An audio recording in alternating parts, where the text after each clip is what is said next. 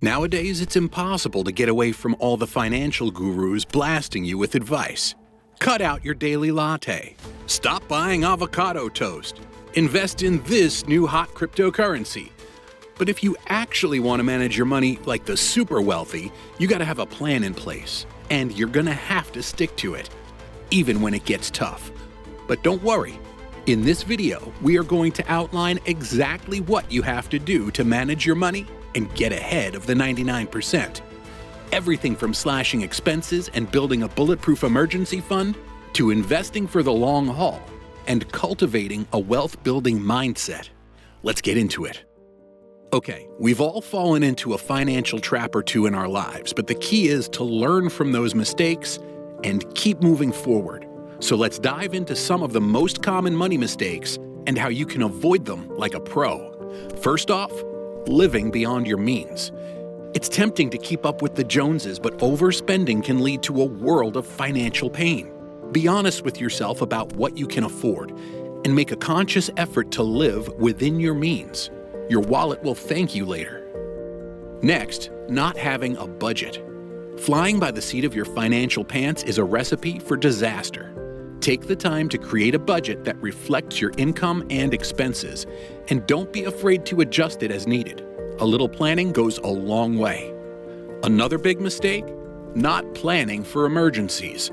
Life has a way of throwing curveballs, so make sure you've got an emergency fund to cushion the blow. Aim for 3 to 6 months of living expenses, and you'll sleep better at night. So how can you stay on track? Track your spending, set financial goals, automate your savings and payments, look for ways to boost your income and cut expenses, and surround yourself with financially savvy friends. Trust me, your future self will thank you.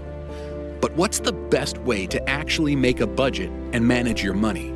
We call it the 70-20-10 rule for managing money. Let's kick things off with the first part of the 70-20-10 rule. The core principle is simple. Aim to keep your living expenses at or below 70% of your income. I know it might seem daunting at first, but trust me, it's a total game changer. You might be surprised to learn that many wealthy people are actually pretty frugal. They don't go around throwing money at every shiny object they see. Instead, they focus on getting the biggest bang for their buck. It just goes to show that being mindful of your spending habits can seriously pay off in the long run. So how can you start living below your means? First, take a good hard look at your biggest expenses, like housing, transportation, and food. Is there room for improvement? Maybe you could find a more affordable space to live or start whipping up your own meals instead of constantly eating out. Every little bit counts. Another crucial point, focus on value, not just price. If something truly matters to you and brings you joy, it's okay to spend money on it. But for everything else, see if you can hunt down a cheaper alternative that still gets the job done. Your bank account will definitely thank you later. Remember, it's not about depriving yourself of the things you love and just being miserable all of the time.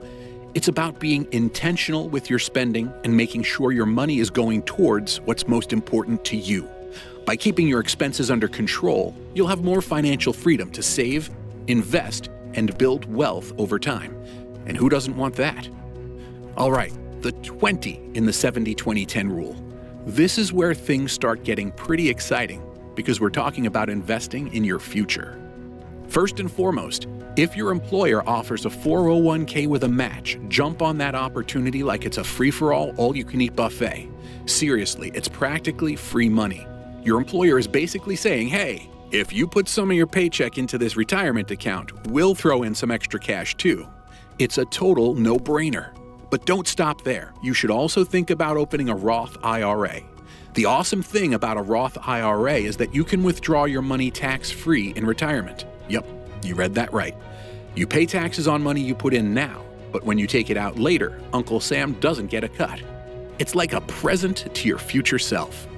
Now, I know investing can seem overwhelming, especially if you're just starting out, but it doesn't have to be complicated. One of the simplest ways to get started is by investing in low-cost index funds or target date funds.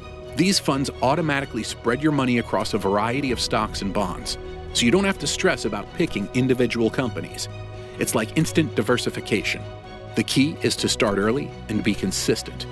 Even if you can only afford to invest a small amount each month, that's totally fine. Thanks to the magic of compound interest, your money will grow over time. It's like planting a tiny seed and watching it transform into a huge, majestic oak tree. Another important aspect of investing is to stay the course. The stock market will have its ups and downs, but history has shown that it tends to trend upwards over the long term. Don't let short-term volatility scare you into making rash decisions. Stick to your investment plan and trust the process. Your future self will thank you for it. Remember, investing is a marathon, not a sprint. By constantly putting money into your retirement accounts and letting it grow over time, you'll be setting yourself up for a more secure financial future. And who knows, you might even be able to retire early and live out your days by a beach. Next up, let's talk about the final piece of the puzzle, the 10 in the 70-20-10 rule.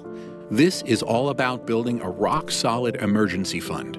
I know it might not be the most thrilling topic out there, but it's absolutely essential for your financial well-being. Life has a way of throwing curveballs when you least expect it. That's where your emergency fund swoops in to save the day. Ideally, you want to have enough stashed away to cover 3 to 6 months of living expenses. I know, that might sound like a hefty sum, but think of it as your own personal safety net. If you suddenly lose your job, get smacked with a massive medical bill, or have to deal with an unexpected car repair, you'll be so glad you have that cushion to fall back on. It can help you avoid going into debt or having to make tough financial decisions during already stressful times. So how much should you be saving? It's actually pretty easy to figure out. Grab a pen and paper, or fire up a spreadsheet if that's more your style, and tally up all your essential monthly expenses, things like rent, utilities, groceries, and insurance. Once you've got that number, multiply it by 3 or 6 if you want to be extra prepared. Boom, that's your emergency fund target. Consider keeping your emergency fund in a high-yield savings account. These accounts usually offer better interest rates than your run-of-the-mill savings accounts, so your money can grow a bit faster. Plus, keeping your emergency fund separate from your everyday checking account can help you avoid the temptation to dip into it for non-emergencies. Remember, building an emergency fund takes time. Don't get discouraged if you can't reach your target right away.